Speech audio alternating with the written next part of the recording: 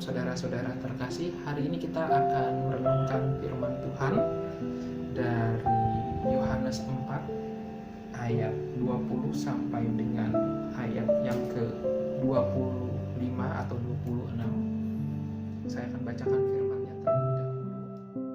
Nenek moyang kami menyembah di atas gunung ini, tetapi kamu katakan bahwa Yerusalemlah tempat orang menyembah. Kata Yesus kepadanya, percayalah kepadaku, hai perempuan, saatnya akan tiba bahwa kamu akan menyembah Bapa bukan di gunung ini dan bukan juga di Yerusalem. Kamu menyembah apa yang tidak kamu kenal. Kami menyembah apa yang kami kenal. Sebab keselamatan datang dari bangsa Yahudi. Tetapi saatnya akan datang dan sudah tiba sekarang bahwa penyembah-penyembah benar akan menyembah Bapa dalam roh dan kebenaran, sebab Bapa menghendaki penyembah-penyembah demikian. Ayat ke-24, Allah itu roh, dan barang siapa menyembah Dia harus menyembah dalam roh dan kebenaran. Jawab perempuan itu kepadanya, aku tahu bahwa Mesias akan datang, yang disebut juga Kristus. Apabila Ia datang, Ia akan memberitakan segala sesuatu kepada kami. Ayat ke-26 yang terakhir berkata demikian. Kata Yesus kepadanya, akulah Dia yang sedang berkata-kata dengan engkau. Bapak, Ibu, saudara-saudara terkasih, kalau kita baca dari perikop firman Tuhan yang ada di dalam Alkitab, dalam Yohanes 4 ayat yang pertama sampai dengan ayat yang terakhir di ayat yang ke-42, di situ LAI memberikan judul percakapan dengan perempuan Samaria. Ada hal yang menarik pada percakapan antara Tuhan Yesus dengan perempuan Samaria ini. Kalau kita tahu latar belakangnya, orang Yahudi itu dilarang untuk berbicara kepada orang Samaria karena diruntut dari sejarahnya mereka memang sudah berselisih paham dari zaman nenek moyang mereka. Bahkan orang Yahudi memiliki tempat ibadah sendiri di Yerusalem dan Samaria memiliki tempat sendiri untuk beribadah di Gunung Gerizim. Makanya pada saat kita membaca di ayat yang ke-20 itu berkata, nenek moyang kami menyembah di atas gunung ini, tetapi kamu katakan bahwa Yerusalemlah tempat orang menyembah.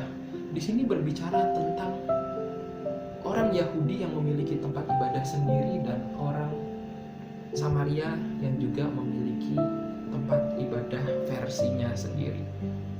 Kalau saudara-saudara terkasih ingin mengetahui sejarah latar belakang kenapa mereka bisa memiliki perselisihan, saudara bisa membaca latar belakang cerita dari Alkitab yang nanti mungkin saya bisa bahas di lain waktu. Tapi satu hal yang saya ingin katakan adalah baik orang Yahudi maupun orang Samaria, mereka sama-sama menyembah Allah yang sama, tetapi memiliki tempat beribadah yang berbeda.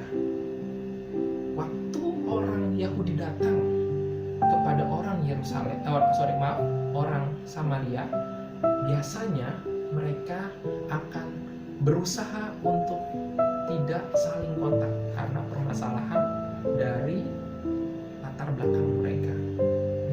Begitu juga dengan kisah ini. Orang Samaria sangat kaget waktu melihat ada seorang laki-laki Yahudi, dalam cerita ini adalah Tuhan Yesus, yang menyapa bahkan meminta air dan bercakap-cakap dengannya. Oleh sebab itu, timbullah perkataan yang sangat menarik di ayat 20 dan sampai dengan ayat yang ke-24, bahkan sampai dengan ayat ke-25 yang dipakai oleh Tuhan Yesus untuk menyatakan bahwa Dia adalah Mesias. Di mana di ayat yang ke-20 itu berkata bahwa wanita Samaria itu berkata, nenek moyang kami menyembah di atas gunung ini, tapi kamu katakan bahwa Yerusalemlah tempat orang menyembah.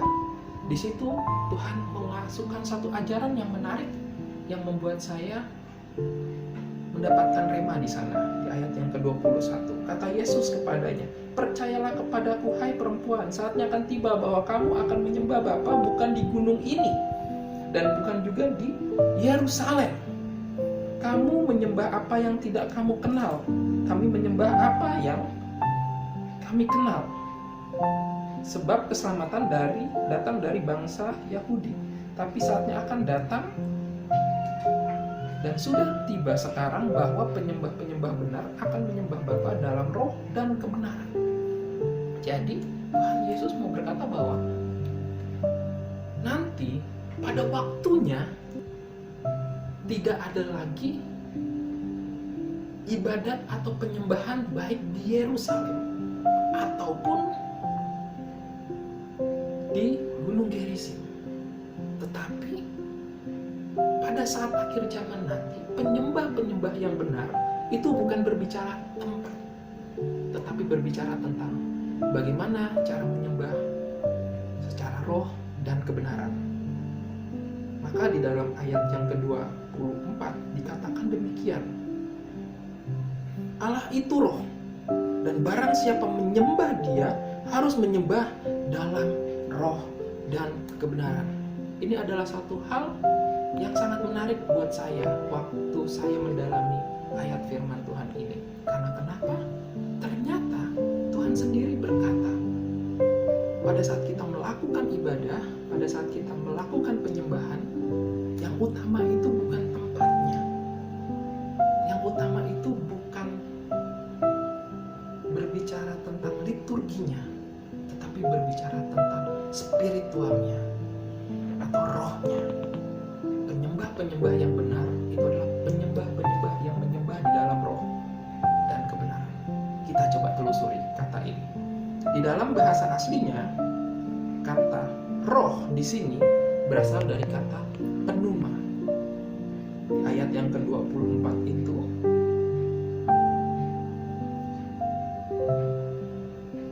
di sini dibilang pneuma hotheos kai tos proskunetas auton en pneumati kai aletheia dei proskunei. Di sini ada dua kata pneuma yang diulang. Pertama berbicara tentang Allah sebagai roh dan kita yang menyembah di dalam roh.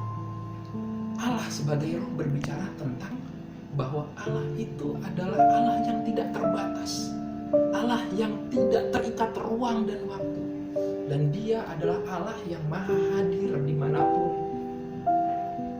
sisi alam semesta ini berada. Dia tidak terikat oleh hal tersebut. Dia adalah Allah yang maha kuasa, yang tidak bisa terikat oleh ruang dan waktu. Sementara berbicara tentang menyembah proskuneo di dalam roh, berarti berbicara tentang penyembahan yang bukan hanya terikat oleh ruang dan waktu, tempat, bahkan bicara tentang liturgi. Apakah liturgi itu salah? Tidak, Bapak, Ibu, Saudara-saudara terkasih. Tetapi Tuhan mau mengajarkan kepada kita untuk naik ke level selanjutnya, di mana pada saat kita melakukan ibadah yang sejati, berbicara tentang melakukan ibadah yang sejati, itu tidak terikat lagi oleh liturgi. Liturgi bisa digunakan sebagai sarana, tetapi bukan yang utama. Ibadah yang kita lakukan setiap hari itu bisa menjadi sarana, tetapi bukan yang utama. Tetapi pada saat kita menyembah di dalam roh dan kebenaran, itu berbicara tentang kehidupan kita yang tidak terikat oleh ruang dan waktu, yang kita serahkan kepada Tuhan. Segala aspek hidup kita yang kita serahkan kepada Tuhan untuk menyembahnya, untuk beribadah. Karena sejatinya beribadah itu bukan berbicara tentang 2 jam, 1 minggu, di mana kita datang ke gereja. Apalagi pada hari-hari ini, Bapak, Ibu, Saudara-saudara terkasih, Tuhan izinkan kita, bangsa Indonesia, bahkan seluruh dunia, mengalami, ada yang disebut dengan lockdown, ada yang disebut dengan social distancing, ada yang disebut dengan PSBB, sehingga bukan hanya Kristen, tetapi semua kepercayaan yang memiliki ritual di mana bisa melakukan berkerumun, bisa melakukan perkelompokan, itu saat ini ditahan dulu untuk berkumpul. Harusnya yang tadinya bisa berkumpul tidak bisa berkumpul. Tetapi Bapak Ibu Saudara-saudara terkasih, melalui kebenaran firman pada hari ini, Tuhan mau mengajarkan kepada saya dan saudara satu hal. Apa itu? Bahwa kita hari ini mengerti ibadah yang sebenarnya adalah ibadah di dalam roh dan kebenaran. Sekali lagi, bukan berarti saya mau bilang liturgi itu salah, tidak Bapak Ibu. Tetapi saya mau membicarakan bahwa yang terutama adalah kehidupan kita yang menjadi tempat kita berbakti kepada Allah. Dan juga buat hari-hari ini tidak menjadi sebuah masalah apabila Bapak Ibu beribadah di rumah, karena intinya itu bukan masalah liturginya atau tata ibadahnya Bapak Ibu, tetapi bagaimana hati kita bisa menyentuh Allah, hidup kita bisa melakukan penyembahan kepada Allah, pikiran kita bisa mengerti kebenaran firman Tuhan dan melakukannya. Itulah yang disebut dengan hidup dalam roh dan kebenaran, ibadah dalam roh dan kebenaran, dan itulah ibadah yang sejati. Kata sejati artinya yang sebenarnya. Mari Bapak Ibu, melalui corona yang mungkin terjadi pada hari ini, banyak masalah yang terjadi di dalam kehidupan kita, tapi ada pelajaran yang bisa kita ambil. Saya percaya satu hal, cepat atau lambat badai pasti berlalu, dan pandemi ini juga pasti akan berlalu. Tetapi melalui kejadian pada hari ini, kita semua belajar satu hal yang menjadi penting, yaitu ternyata beribadah tidak terikat oleh liturgi, tidak harus berada di gereja. Tapi Tuhan izinkan pada hari-hari ini kita beribadah, belajar untuk menjadi penyembah-penyembah, menjadi orang-orang yang mau beribadah kepada Tuhan, naik level kemana? Beribadah di dalam roh dan kebenaran.